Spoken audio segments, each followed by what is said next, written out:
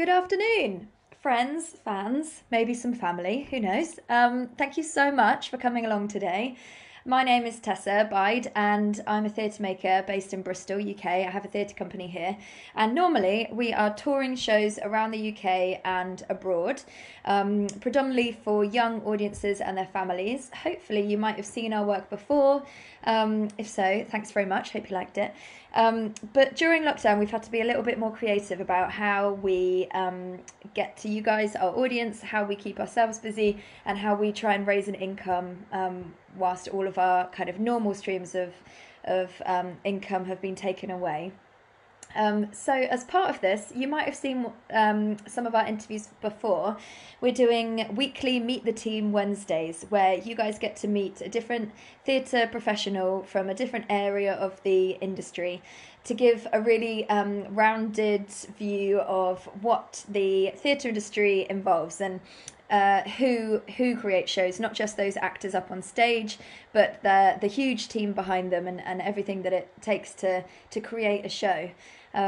These kind of came into being because we used to create our shows in residencies in primary schools, and when we're there, we like to take our team members into classes and talk about what we do for our jobs. And it was really, really popular, not only with the children but also with the teachers, because they had never met a professional composer before, or a professional director, or professional writer. So it was really interesting for them to hear about these people's careers, and maybe it might inspire the young people and perhaps their parents to think a bit differently about theatre, but also maybe do one of these jobs when you're all grown up. I'm still wondering what I'm going to do when I grow up. We'll see. Jury's out on that one. Today we have a brilliant director and theatre maker called Amy Draper, who we've been really recently working with for our production of Bob. So without further ado, I'm going to introduce Amy Draper. Hi, Amy. Hi, Tessa, how are you? Good, thank you. How are you? Yeah, good, thank you. So I'm also in Bristol, like yourself, Hooray. and yeah, which is really nice. But where I'm supposed to be today is in Newbury at the Watermill Wow. Theatre, because as you were just saying, obviously lots of theatre productions have been cancelled, or all of them. Mm. So I'm supposed to be on the day after the press night of a new Aw. musical called Our Man in Havana, which is an adaptation of a novel. Mm. But it'll happen next year. I really believe that. So in the meantime, it's really lovely to be able to do things like this. So thank you so much for asking me. Oh, thanks for coming along. And You're I've been finding these sessions really great to just learn about welcome. my friends and colleagues who, we've worked together in one certain context, but I don't know how your career has brought you to here, and obviously the early stages of Bob we weren't involved in at all. That was all your project. So I'm really Yeah. looking forward to learning about that stuff myself. Oh, great. So I thought I would start by telling everybody a little bit about how I got into directing. That'll be quite a brief thing, but just to give you an idea of one career path, because directing is really personal and there's Mm. a myriad ways of getting into it. Yeah, And then I'll talk a bit about what a theatre director actually does. great. I think it's good to demystify that. Mm. Um, I certainly wasn't taught anything about directing at school, so hopefully this will clear things up. And then I'll finish the presentation, for want of a better word, part of this. By talking about some of the shows that I've made, to give an idea of the breadth of work that you might do as a theatre director, that you don't have to do just one thing. So, Great. like a lot of people listening, probably, I got into directing through acting because there was no directing classes at school, so I did a lot of school plays, extracurricular productions. After school, I did do theatre studies A level, if that feels useful to anyone to know, but it's certainly not on my CV anymore. It doesn't feel very relevant. So after that, I went to do a one-year foundation course at LAMDA, which is the London Academy of Music and Dramatic Art Mhm. in London. And that was a very broad course covering many practical elements of theatre, but not, ironically, directing. Following that, I wanted to go to drama school and do more acting. And long story short, I did 1 year of a 3-year acting degree at a place Mhm. called Bretton Hall, which is part of Leeds University. Um, Okay. I left that course after a year for lots of reasons.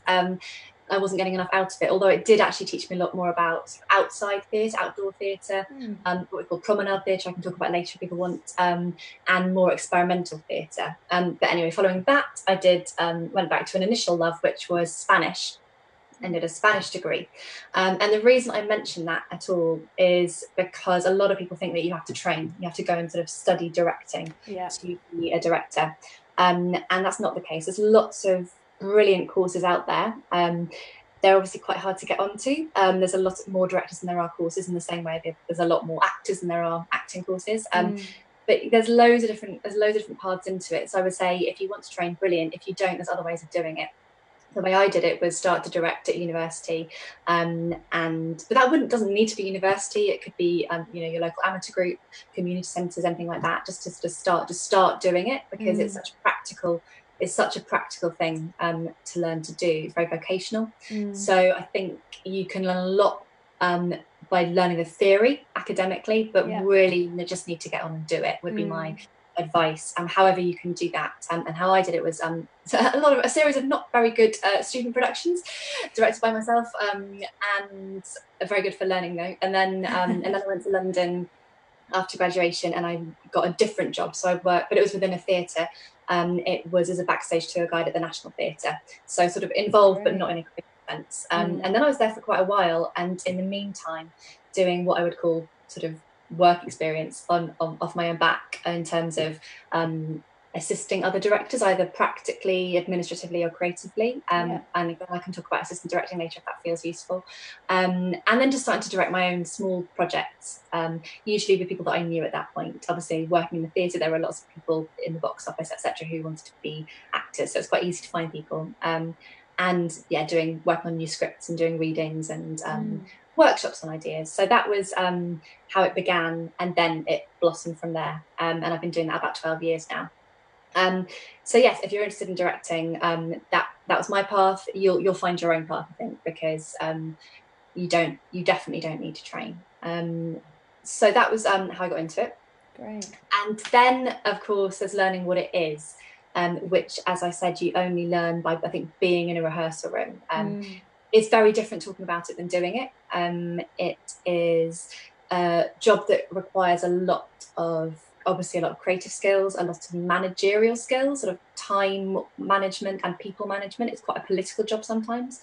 And it very much doesn't just encompass the rehearsal room, it's the whole process. So there's two ways that I get work. They often involve scripts, they don't always. So there might be work that comes to me, or it might be work that I initiate. So Bob, which we'll talk about in a bit, which Tessa and I are working on together, that was a new idea, no script at the time, which was workshopped and is soon hopefully to be a production. But other ones have been companies that have come to me. That's a bit of a dark art. Like how do you get that? It is networking, it is word of mouth, it is experience breeds experience, so people see your work. As a little side note to that, I would say always film whatever you do. Now digital technology is clearly really excellent. Film anything you do at any stage, because people like to be able to see what you're about, where your skill sets are, what you're interested in. And people are busy, aren't they, that it's quite difficult to get people to actually come to live performances of things, especially if you're only doing a night or 2 nights in a specific place. So that's really good advice.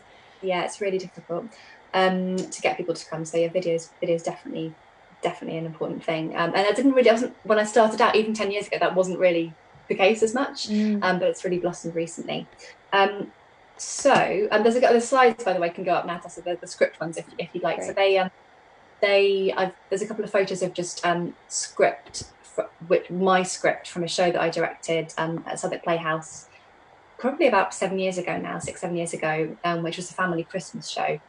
I'll talk more about that in a bit, but the script just gives you an idea of how, I don't know if it's at all useful, but how I'd annotate a script. And there's just lots of scribbled notes which may or may not be legible, and some blocking notes, so where the actors stand and the staging ideas. But I would always write all over the script, if that's a useful thing to have seen.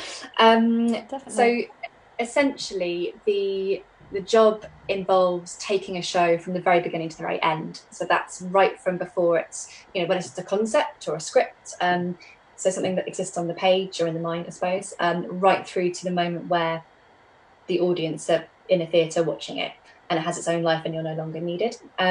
So that involves many things. If it's a script that comes to me, actually, in both cases, it involves really getting to know the script, spending time with the writer, doing script rewrites, if that feels important, especially if it's a new piece. And then putting together a creative team. So the creative team can involve, you know, 2 people or 20 people. It totally depends on the size of the production. But that would involve conversations with people like designers, so set, costume, lighting, video projection, it could be fight choreography, movement direction, voice work. So as a director, another thing to say is you don't need to be able to do all those things and direct all those things yourself. Yeah. If you work professionally, you hopefully can collaborate with other people. Also puppetry direction as well. If I ever work with puppets, I would certainly employ someone like you, Tessa, on puppetry direction, because I've not done that myself before. So putting together a team, which is obviously a really exciting moment full of kind of conversations. And then it is casting. Probably goes without saying. If you've got accident, you need to cast it. And ideally, that should be done through auditions, not just word of mouth, because we want to keep the industry nice and open. So you always advertise and then meet people. And yeah, casting can be 1 day, it can be 10 days. It totally depends how complicated the project is, how big the cast, how specific skill sets needed. So yeah, put together that team of people. The people you think will best tell the story and represent it on stage for the audience. And then there's lots of other sort of pre-production, miscellaneous pre-production work. So lots of research if the show's about a particular thing, like Bob that we're making is about grief and bereavement. So we, you may have spoken about this already, but we went to talk to a local charity, or the local branch of a national charity called Grief Encounter, and spoke to a professional about how she works with families and young people who are experiencing grief. And so that's one example of a practical thing we could do, but reading lots of books, you know, lots of documentaries, Netflix, talking to people, interviews, whatever the project needs. But I would try and arm myself with this as much as possible. Doing the script work, like I said, so making sure I know the script as inside out as possible. But then doing all that work, so when you go into rehearsals, you can almost put, you know it's there, but you put it on the side, and you can be open to the brilliant things that other people bring. There's also, of course, working with the producer. So in terms of mine and Tessa's relationship, so Tessa is a producer. Well, you're many things, but for this, you're a producer, for Bob, and I'm the director. So what those terms mean is the director, broadly speaking, this is very broad because there's so much crossover, I think, but is the director's in charge of the creative, sort of managing the creative side of it, and a producer's in charge of managing the practical side of it, so the admin, the tour booking, budgeting, fundraising, making everything happen.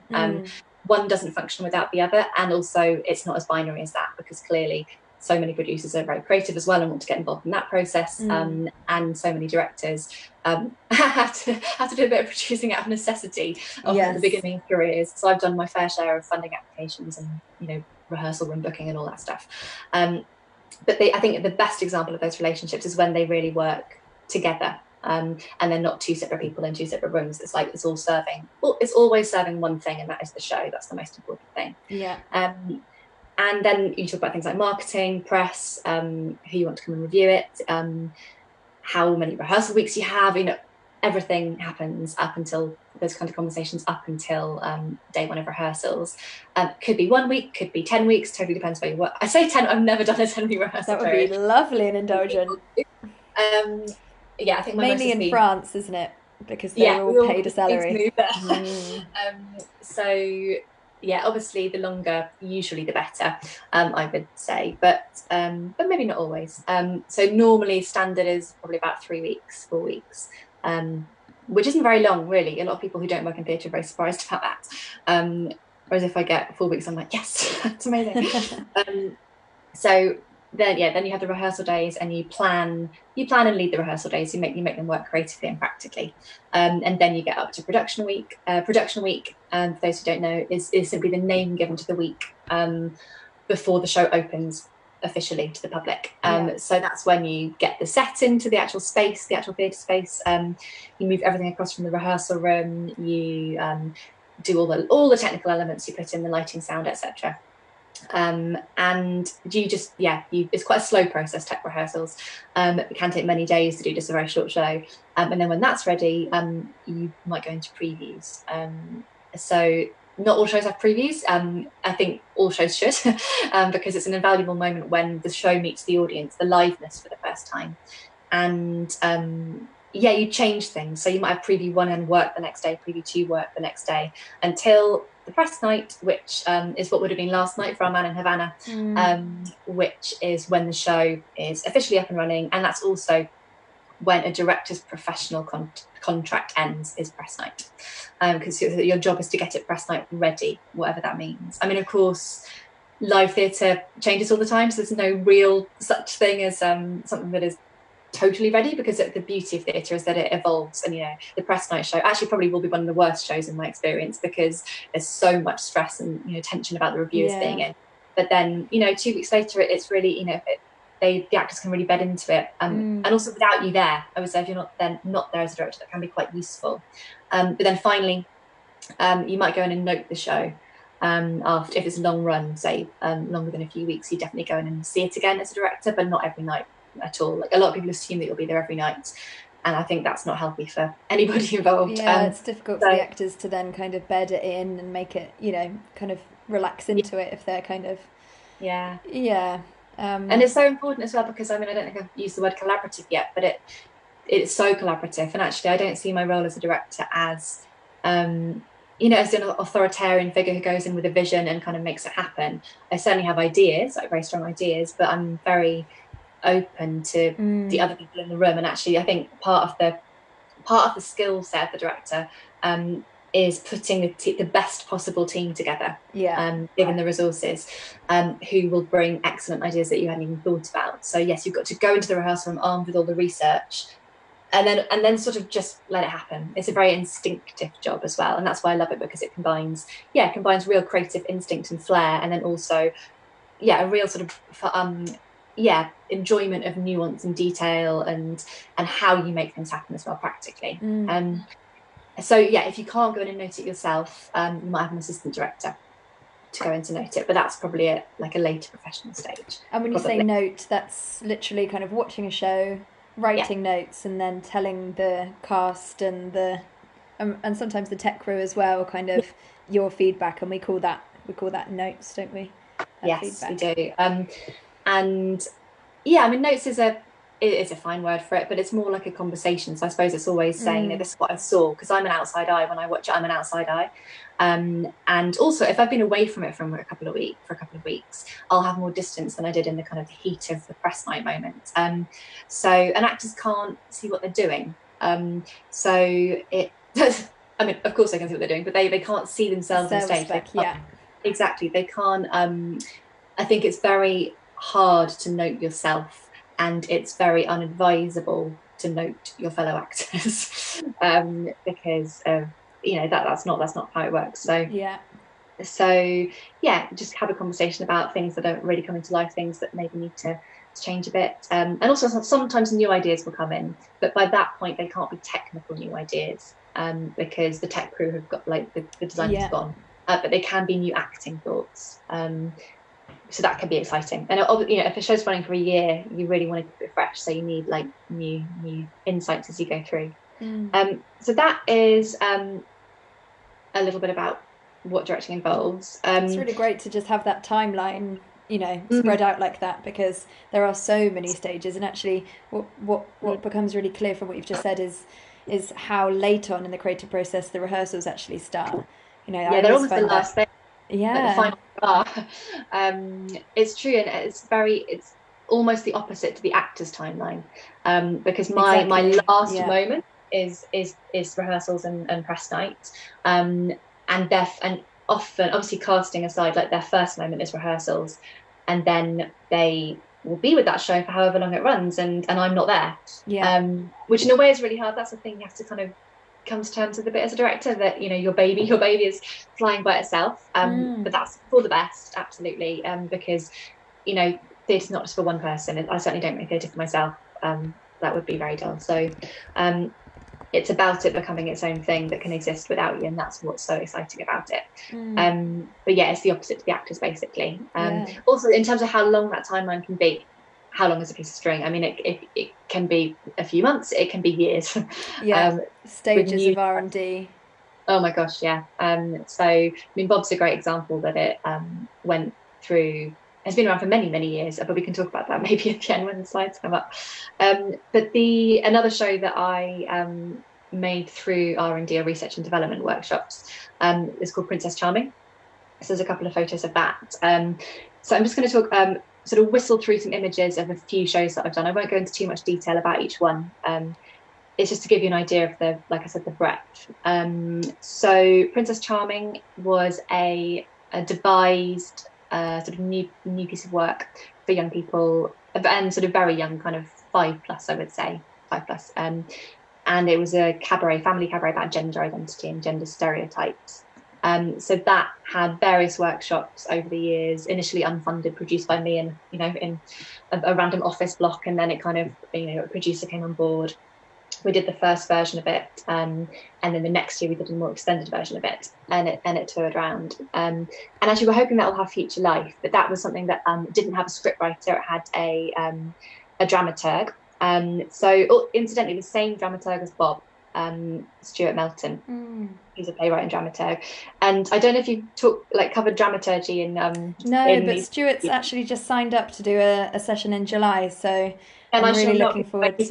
It's a really mystical term, even when you're in the industry, isn't it? So much so, and even more so than director. Like it's very, yes, very, very mystical. But he was the dramaturg in that, and we had 2 performers, and we made it together in quite an ad hoc, chaotic way. And the show that emerged was similarly quite deliberately chaotic and very pink and blue, all about the binaries, and very political. I always call it politics with glitter, or politics with sparkle, because it was exactly it was very funny in times. They're amazing sort of cabaret compares, but also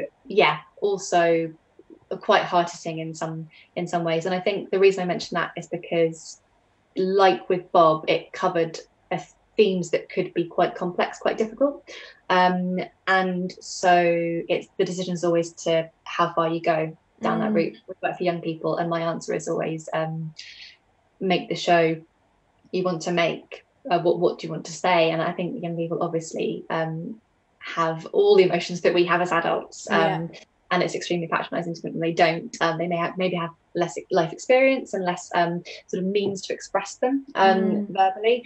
But yes, if young people have dealt with bullying because of their gender identity, then it's important to be able to put that on stage in an accessible way.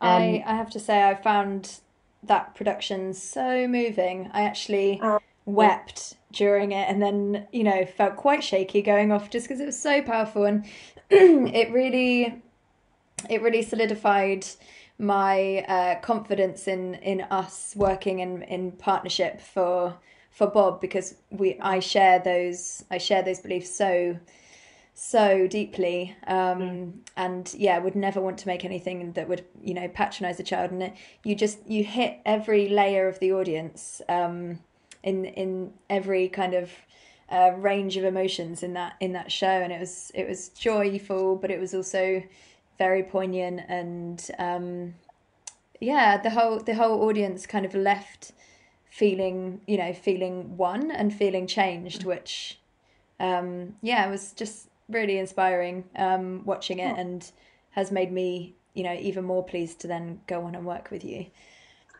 Oh, thank you. That's really nice to hear. And it's nice that you use the word change as well, because I think that's what all theatre should do. I think the audience need to leave change, otherwise why go? And I don't necessarily mean change as in like big political change. Sometimes I mean that, but not always. But I mean, if you go in a bad mood and you see something that's just pure froth and entertainment, and you leave in a better mood, brilliant. then that show's achieved its aim for that evening. Yeah. If you go and you learn something about something new, and you go to Wikipedia and you educate yourself, great, if that's the aim of the show. So every show I do, whatever it is, has always got the intention to change people. So that's nice to hear. The second show we'll talk about briefly is called Islander. And that is another two-hander, which is a show with two actors in it. And these are two very brilliant Scottish performers who both live in Glasgow. And you can see in the photo they've got microphones, and it's an a cappella musical about many things. I won't go into it too much, but about home and identity and what it means to be different. And it's set on a fictionalised island. We made it on the Isle of Mull, off Scotland, which was brilliant. And then it went to Edinburgh Festival last year. It toured Highlands and Islands the year before, went to Edinburgh Festival last year, and Southwark Playhouse in September, which is where that photo's taken. And then it was meant to tour this autumn, but not this year, but it'll come back next year, hopefully. And yeah, that was another devised piece. And again with Stuart, actually, I played with Stuart. That's great. So I won't say too much about the process in case he does. But yeah, that was something we made over many years through many R&D weeks. And yeah, a cappella, but with loop stations. So the loop station, I think, is a thing that it can be overused, but hopefully the way that we did it was really integral to the form and the content, because a lot of it was about miscommunication. So these two actresses played multiple characters, and they layered up their voices on songs because it was musical. So I did a lot of musical work, a lot of political work. It's probably obvious from the first two shows. The next slide is just a quick one, Hansel and Gretel, which was at Iris Theatre many summers ago. And the reason I mentioned that one is in case anyone is interested in outdoor work, because that was an outdoor promenade show. And promenade just means that the audience follow the action around, so you don't stay in one place. And also that you can kind of jostle a bit. So if you can't see, you can move and get a better view, which got something lovely and democratic about it. Obviously, it was in, not obviously, but it was in London, and the weather's not always great. That adds a certain excitement to proceedings. And yeah, that was an adaptation of obviously Hansel and Gretel story, but we mixed it with the Baba Yaga Russian fairy tale. So it was a sort of new version of it, and had these big, bold, ridiculous costumes. And a few songs. I would say that was an adaptation with a few songs, but not a musical. But most things I do have music in some form.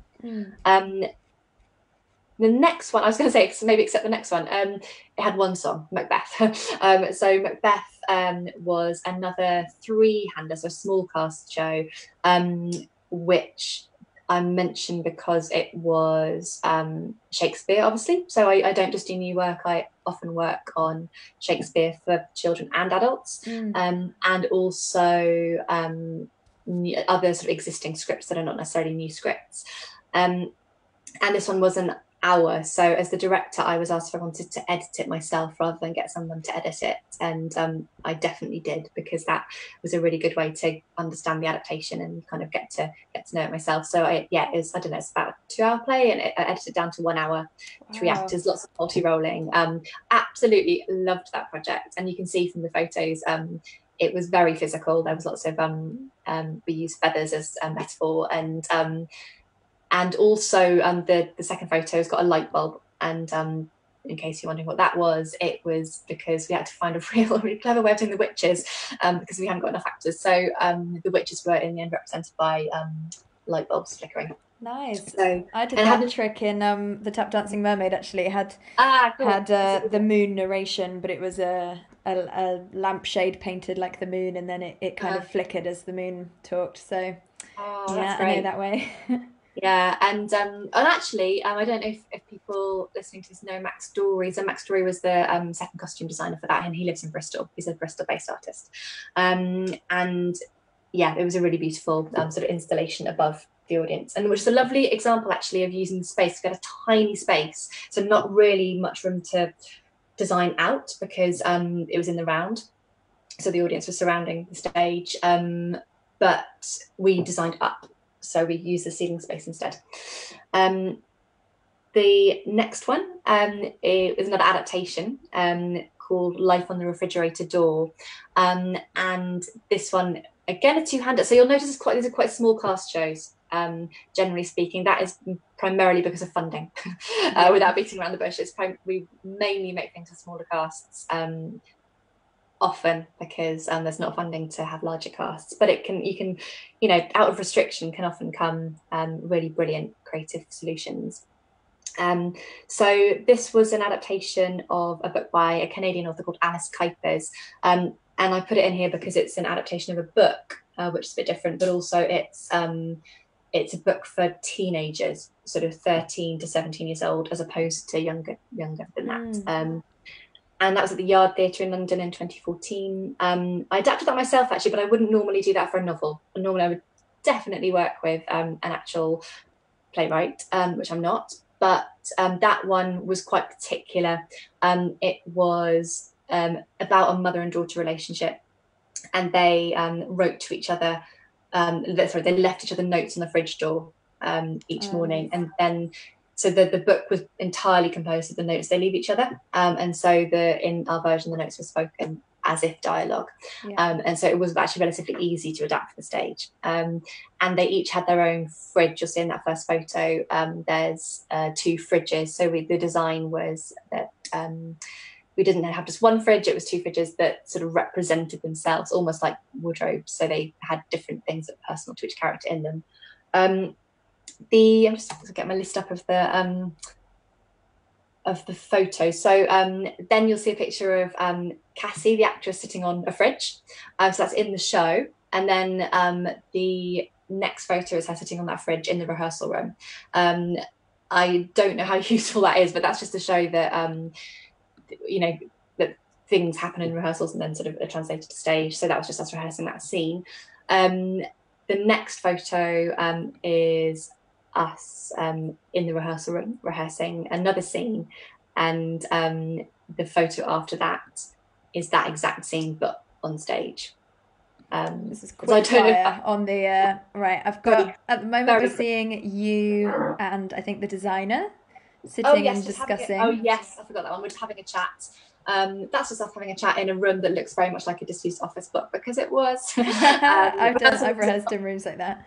Yeah, not very glamorous at all. And then so the next photo, you're right, is rehearsing a scene. Production shot, yeah. And then that scene on stage. So it's just more to show the process, really. And you don't necessarily have all the things you have on stage in the rehearsal room.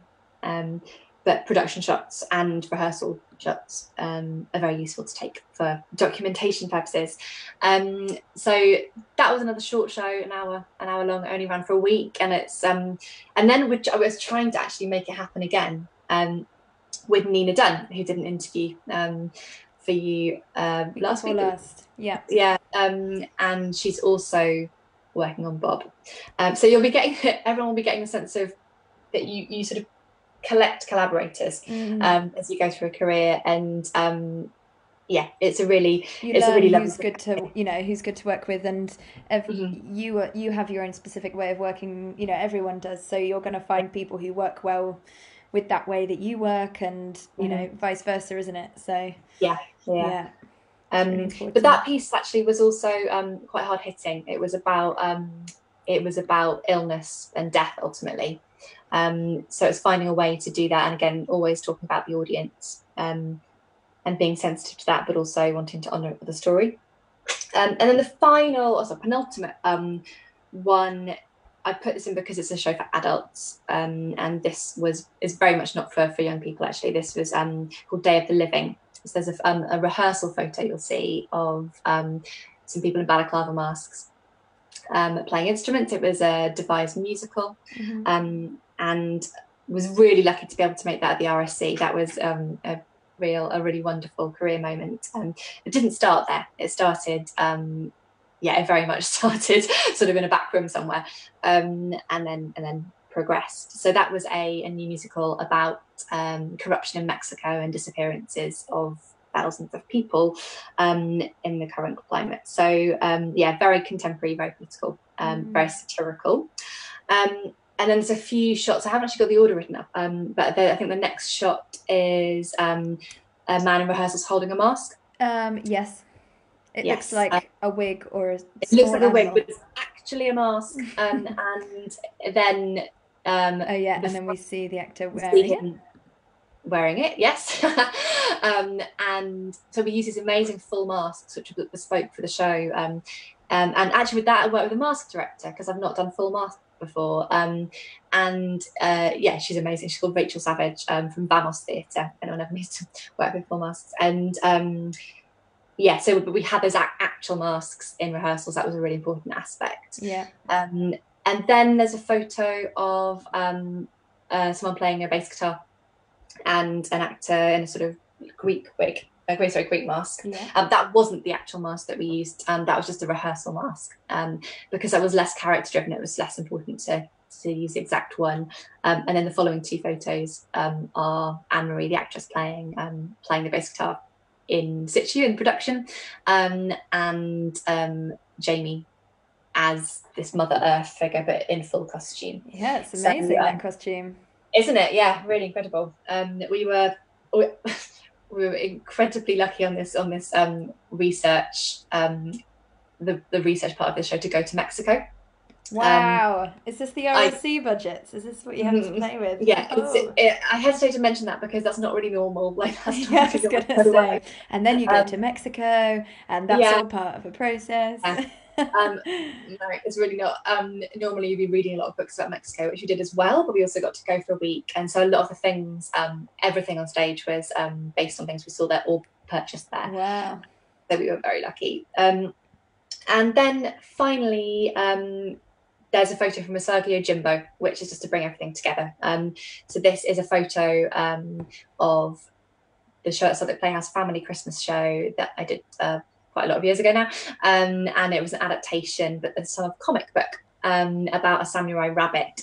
So, and this had the same set and costume designer as for Life on the Refrigerator Door, so collaborators again. And incidentally, almost everybody who's working on Bob pretty much came from that show. So we all met on that show. So in that photo, you can see Haruka, who is on the right-hand side, and she is in Bob. And she's also doing, I think, a fight direction interview with you quite soon. Yes. Then Nina down our video and production designer, I met there. Stuart, I met on that project, he's the writer.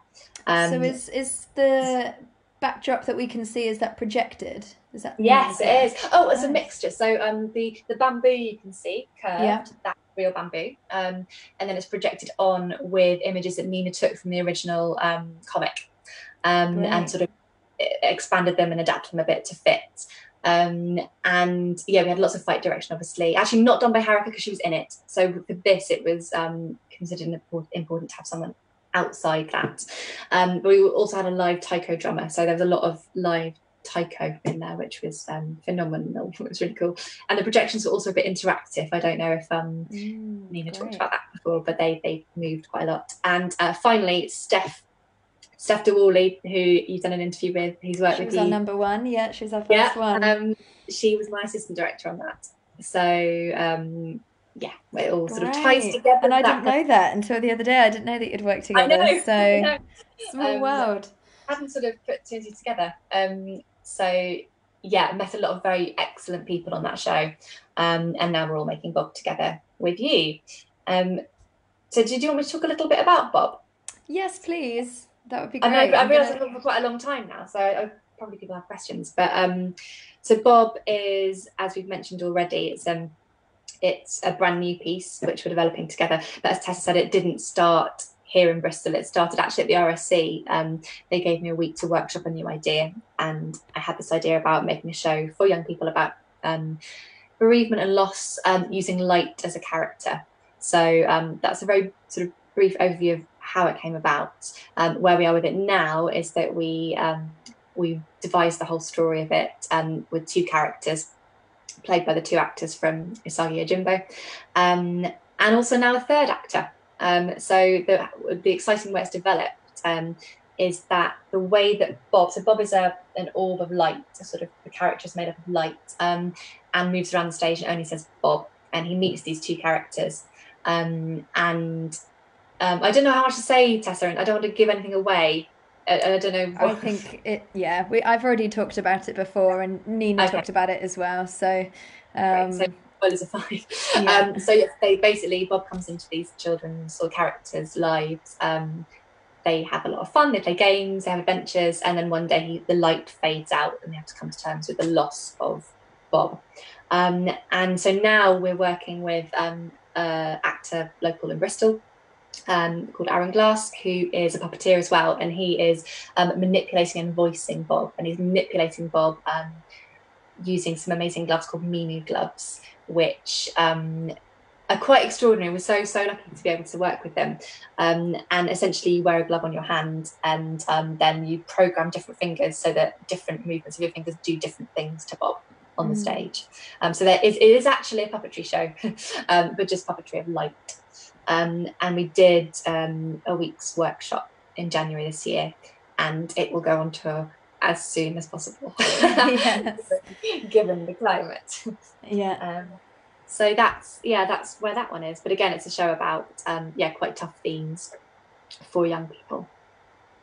But also not and what I love about it and what made us kind of want to pick it up is that it doesn't shy away from them, but it gives a really great catalyst for conversation afterwards. That's kind of, you know, when we said about changing throughout a show, that's what we always want, isn't it, for people, you know, the audience to come out and then want to talk about what they saw. And actually, if it's something that is quite difficult to talk about normally, what a brilliant opportunity to have, you know, that catalyst to conversation and to go out inspired to then have that conversation inspired by what you've just seen.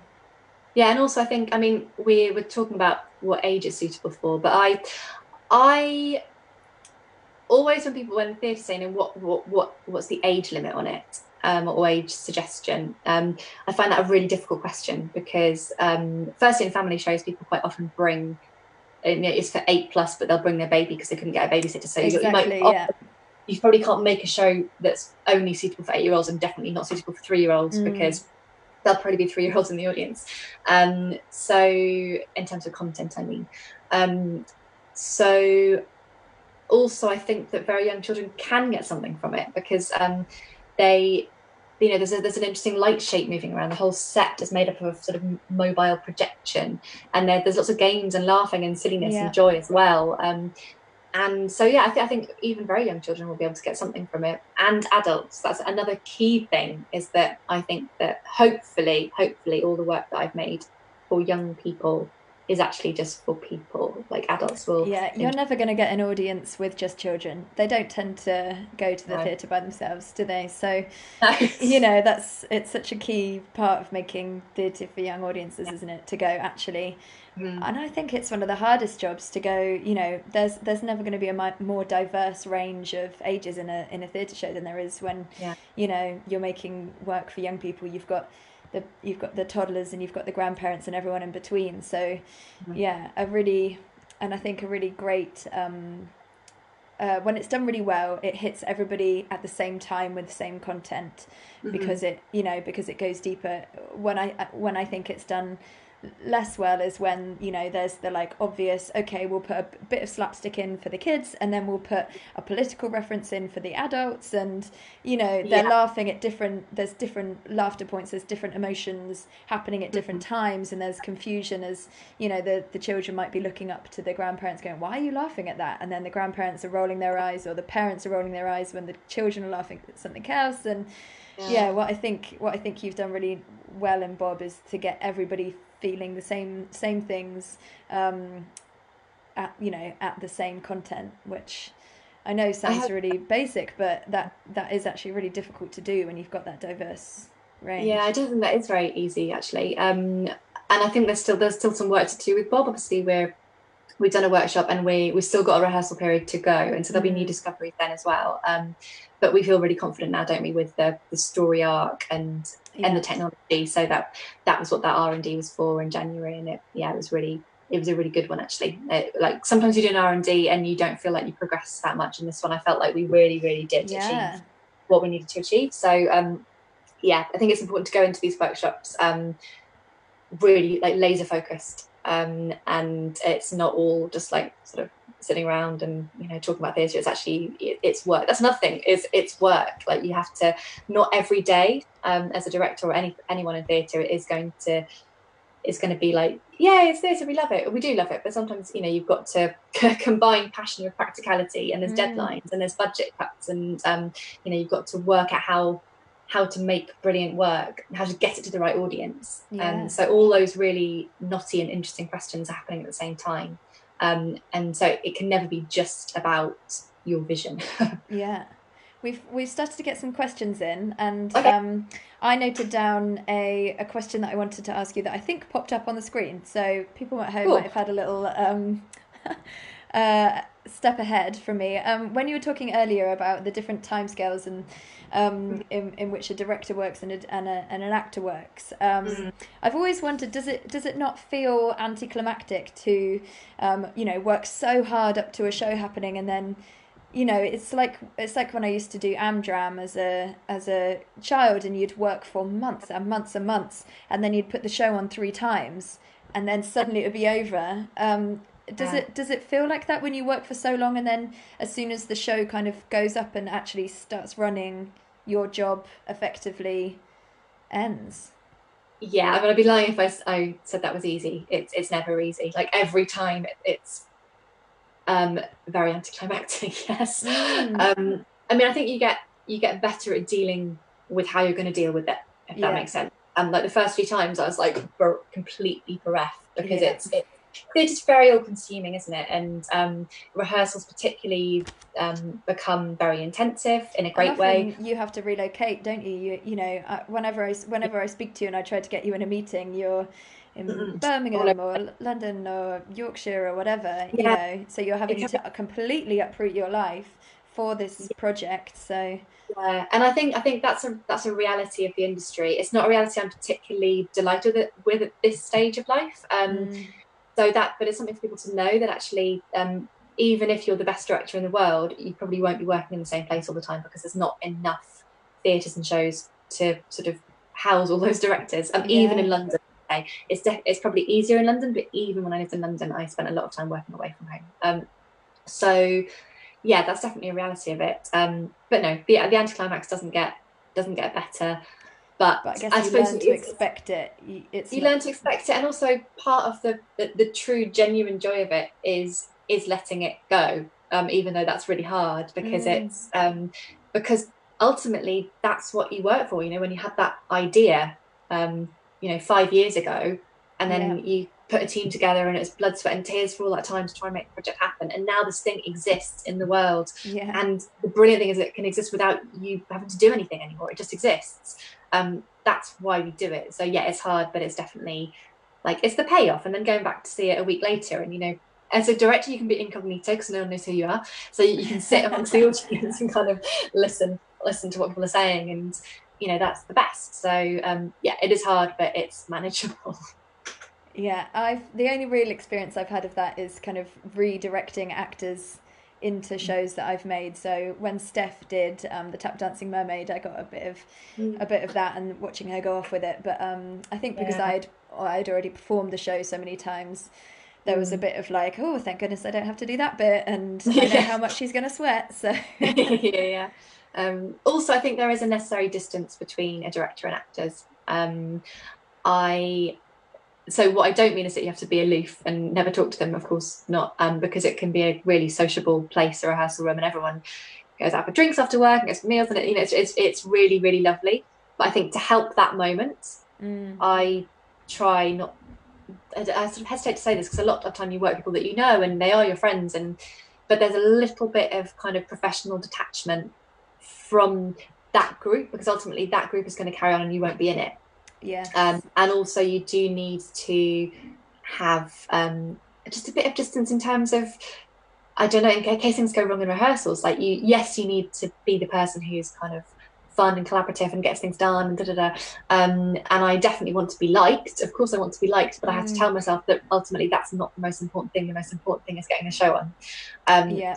So sometimes you have to make decisions that are not popular, or you have to tell someone off for being late, or, you know, whatever it is. You have to cut a scene that someone spent, you know, 5 days learning, awful moments. But I think as long as if you have everyone's respect in the room, then they may not like you in that moment, but they'll understand why you're doing it and that you're doing it for the show and not to be, to be powerful or anything like that. So yeah, I do struggle with that because I just want to be one of the gang, but sometimes you have to be not part of the gang, and that's the job. Yeah, I've had that same thing, working in groups, and I've kind of produced the whole thing, and then I've got a director in and cast, and I used to kind of, just want to be best friends with everyone straight away, and then being also the producer, I would then have to be the one who would discuss, icky practical things, and again that's really hard, isn't it? So I think It's really hard. and it took me a couple of shows to realize that. Yeah. With all these things, you learn them as you go, don't you? Oh, for sure. I once had a moment. I don't know if you're interested in sort of bad stories from directing, but one of my lowest moments was just when I started out. I worked with an actor who took me aside. This is, by the way, never do this. This is not a good way of working. Took me aside and told me that I wasn't doing my job properly, wasn't doing it well.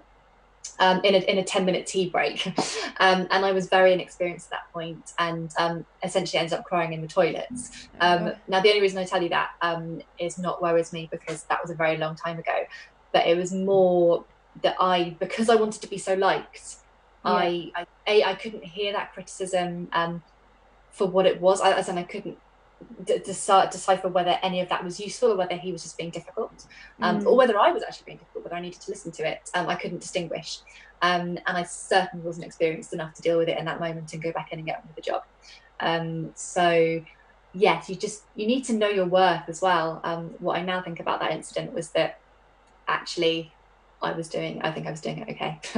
And I think one of my favorite expressions, actually, I don't know if we've spoken about this, is not just applicable to theatre, but is a life quote. The bigger the front, the bigger the back.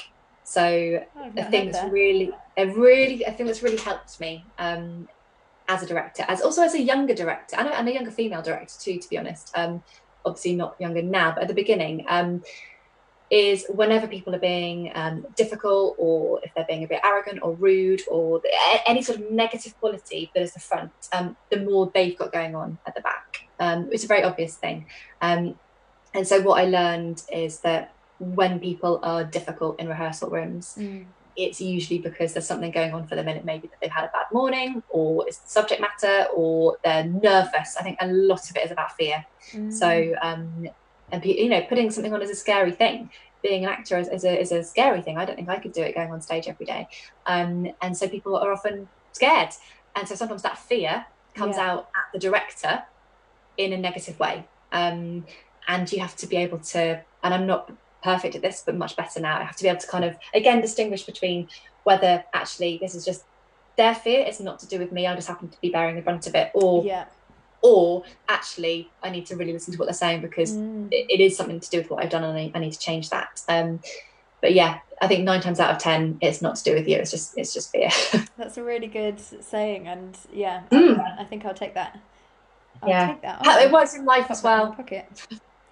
We've got a couple of questions here from viewers. Holly has said, which book for young people / children would be your dream to direct, regardless of copyright? Oh, she clearly knows the copyright situation. Yeah. Oh my gosh, that I should have prepared this, because I've got my pile of children's books in my bedroom is just absolutely enormous. One of my favourite books, let alone for children, is by Sean Tan, called The Red Tree. And also another one by him called The Arrival. Both of these have already done for theatre. But I think The Arrival could have made a completely stunning production. It's a graphic novel about immigration, and people have said actually that A Strange New Space, the show that I made about a refugee, they said was that based on that book. So I got the book after I'd made it, but it's completely beautiful. But because ours is wordless as well, and obviously it's very physical, and told in that way. It is there are eerie similarities between the two, but Oh, that's cool.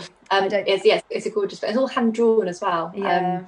I definitely recommend that. The Red Tree's been done, but there's also another thing with the Red Tree is it's so perfect in book format, and there is something, you know, I'm a bit of a magpie, and everything I see, I'm like, could it make a production? And this one, I say it's a bit of a sort of knee-jerk answer, but now I'm thinking about it more, it's so perfect as a book. I almost don't think it needs to be a production, and I don't say that lightly, obviously. Another one is Witch Fairy, which is something I'm actually doing.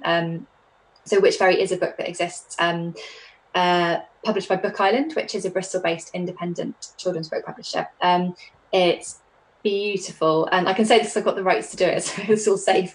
But it's all about prejudice and being different. It's about a fairy called Rosemary who wants to be a witch and ultimately learns that she can be a witch fairy. She can be both things. So trying to get that off the ground at the moment. So I did a workshop on it last year, but that's a slow burner trying to make anything happen, to be honest. And then also I tried to get the rights to A Monster Calls by Patrick Ness, but was told that they weren't available. This is before the big production came out. And I was like, I see. I get it. But yeah, I would have loved to do that. How did they get that so quick, wasn't it? Yeah. Really frustrating. But yeah, those are probably the Witch Fairy is the one that's foremost in my mind. But now you've got me thinking, Holly, I need to go back and look at all these books, because there's so many good ones. Another question that I noted down was, there's so much of your job that happens before rehearsals start, and how do you negotiate fees for that? So how do you negotiate you know, quite often, you know, it will be you're paid for the time that you're in the room, and you might have done 2 months of work before then. So, you know, do you have a kind of ideal scenario, or do you aim for a flat fee, or, you know, do you try and work out how much time you're going to spend, or is it very rare to get paid for that time? What's been your experience? I would say even at the highest level, it's very rare to actually be paid for all the time that you put into it, because so much of it is unquantifiable. You know, it's lying in bed in the morning and having a thought. I mean, how on earth can you put that on an invoice?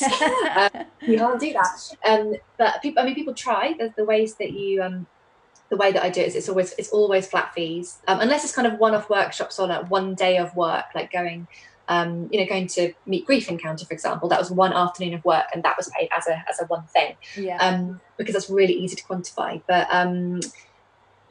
it's always a flat fee otherwise. So you would get a fee that covers everything, and from that I would then divide it up into weeks of how many weeks I think I'm actually working on it. So that'll be, say, 4 weeks rehearsals, 1 week tech. Bearing in mind that tech week also is like 2 weeks, because you're working, 9 in the morning till 11 at night. So 2 weeks in a row. Surviving solely off donuts. Exactly. So that really should be addressed, actually, I think, in the industry, that's only paid for a week. And then also looking at things like, you can probably go, okay, I might do a week on casting, but that's the 5 days I'm casting in the room. But then what about the hour I read that email, or the 2 hours I looked at Spotlight, or I wrote a submission document, and that took 10 minutes? It's really impossible. And then also meetings, coffee meetings. It's very vague indeed. So you might have a Zoom call with somebody for an hour about something, and in this new world that we're living in, and you feel a bit like, how can you charge for that? But sort of also that's a meeting, and so I would basically make sure that the flat fee was divided into as many weeks as I felt comfortable with, but knowing that essentially the gist of it is that you go above and beyond. So if the work will get done for that fee, so if it turns out that you need to work an extra day here and there, you will just do it, because that's what you've agreed to. It's entirely different to, as far as I can tell, actors usually, because actors and stage managers, kind of anyone who works on the production once it's up and running, they usually get paid per week, for 4 weeks pay for 4 weeks rehearsals, and then per show, or it sort of varies, but it's much easier to quantify what they've done that week, because they're either there or they're not there, and they're not involved in the pre-production. So yeah, it's ask any creative. It's sort of an impossible thing to. It is, yeah. Just wondered what your take was on it. Yeah, well, not great, I suppose. Like it's hard, but I think be realistic about what you actually need. There's, in terms of unpaid work as well, like I did a lot of unpaid stuff at the beginning, loads and loads and loads. In fact, I probably still do, don't I? Like in terms of my own projects, pushing them before there's money involved. But in terms of work that came to me, I did work experience, like assistant directed people for nothing, and then expenses. And then I think there's lots of debate about this, whether it's good or not. I would say if you can afford to do it, and make sure that you can afford to do it, like make sure that you've got another job on the side and you can, because there's no point, missing your rent payment for it, like there really isn't. But if you can do a day a week doing something from which you'll learn, then I think it's okay. And it's just knowing for yourself at what point you say no. So I used to go in the beginning, right, so for the next year I'll take anything that comes my way regardless of money. And then the following year I said, okay, this year I won't do assistant directing for free, but I will still direct for free because it's a step up. And then the next, just knowing where my boundaries were, and then being prepared to say no to stuff, and being prepared to ask for more money, because people will always offer less than you probably need. I think it's one of those jobs that feels so unattainable from the outside, because how are you ever going to get experience in it if you can't get a job in it without the experience? And how do you get the experience if you don't get a job? But as you said, it's about assisting, isn't it? And I think you're quite well placed in that you have the creative vision yourself and the ability to produce things to a certain point before they might get picked up by a producer, which has been really useful for you, hasn't it? Yes, the one thing I would say is that if you're a director, I would not advise comparing your fee to the actors' fees, because quite often, if you divide it by weeks, you're getting less than that, because equity is really good, the Actors Union, and there's a set rate per week, and if an actor's basically work on a project for 10 weeks, they'll get paid 10 weeks worth of fee. Whether or not they agree with that as a fee is a different question, but they will still get that every week. Whereas a director, because it's a flat fee, if you actually divide it up by how many weeks you've really worked, I'm frequently directing in rooms where I'm earning less than the actors. And I don't think I should necessarily earn more, but I would like to earn the same. Yeah, of course. So yeah, it's a really knotty thing. But we do have Stage Directors UK now, which is as of a few years ago, is the new Stage Directors Union, and I recommend that. It's very good. Brilliant. Amy, we're going to have to wrap it up because it's been, we're coming to the end of the session. I just had my cooking clock go. I've got a bajillion questions still left to go, and if you guys are watching at home and you do too, then write them in the comments and I can drop Amy a message and find out the answer that way. So even if you're not watching this live, do pop a comment in and we can get that answered for you. Thanks also, so much, Amy. Tessa, I've got a website. Obviously, you can go through Tessa clearly, but my website's public. My email is public. So if you, in the name of kind of keeping things open and transparent, like if you do have other things you want to know in the future, get in touch. Brilliant. What's your website? It's www.amydraper.co.uk. Great. Easy. Excellent. Thank you, Amy. Oh, you're welcome. Have a brilliant rest of lockdown. Hope we get out of it soon and we can be in a rehearsal room together. Yeah, making Bob. Before too long. Thanks so much. You're welcome. Bye. Before you guys at home head off, I just wanted to say a huge thank you for making it to these regular sessions. Over here, we've got a little schedule of what we've got coming up for the rest of this month. So as you can see, right at the start of the month, we put Perfect, one of our shows, online, and that is still up streamable. There's an Eventbrite page where you can get a free ticket, and you can put a donation in there as well, and then you can watch Perfect, which is our 4-star Guardian show. I also did a book reading. As you can see, there's live storytelling every other Sunday, and I did a live storytelling of Perfect on Sunday, which is on our YouTube channel and our Facebook as well. So if you want to read the book before you see the show, then that's both up there. Every week we've got these Meet the Teams at 3 o'clock on a Wednesday, and next week is our first set designer, set maker and fabricator. She's called Georgie Shire, and she's an incredible metal worker, woodworker. She literally works with every physical type of making, and she's created our sets. She fabricated some of the Anarchist Mobile Library, the Melody Makers. She created the set for Perfect. So she's a really great, very talented maker, and I think it should give a really different view into the creation process from a creative who you don't normally get to see. So we're going to be meeting Georgie next week, and then every other Friday we've got online workshops. The first lot of them are all going to be in puppetry, and we've had 2 so far, and we've got another one coming up this Friday. So if you want to spend this time learning a few more skills, or you're at home with kids and wondering how to keep them entertained, then these workshops are free, and they take really basic household objects. You might need some newspaper, some masking tape, a tea towel. They're all things that you should have around the house, so that you can do that as well. So we've got loads happening, and we're doing all of this to try and keep you guys engaged, keep us busy, and also to try and raise an income during lockdown. Unfortunately, we haven't got any other funding to keep us through, and normally we would be surviving off gig fees. So I'm paying all of the Meet the Team members for these sessions, but the rest of us are doing them for free. So I'm hoping that if you're enjoying this content, you might be able to spare a little bit of money to donate to our fundraising. So in a minute, I'm going to put in a final slide, and it's got our link to our fundraiser on there. It's buymeacoffee.com/Tessabide, and you can donate the price of a coffee, which is £3, or you could donate £2, two coffees, or 3 coffees if you're feeling flush, just to say that you're appreciating this stuff and you'd like to see us going throughout the year.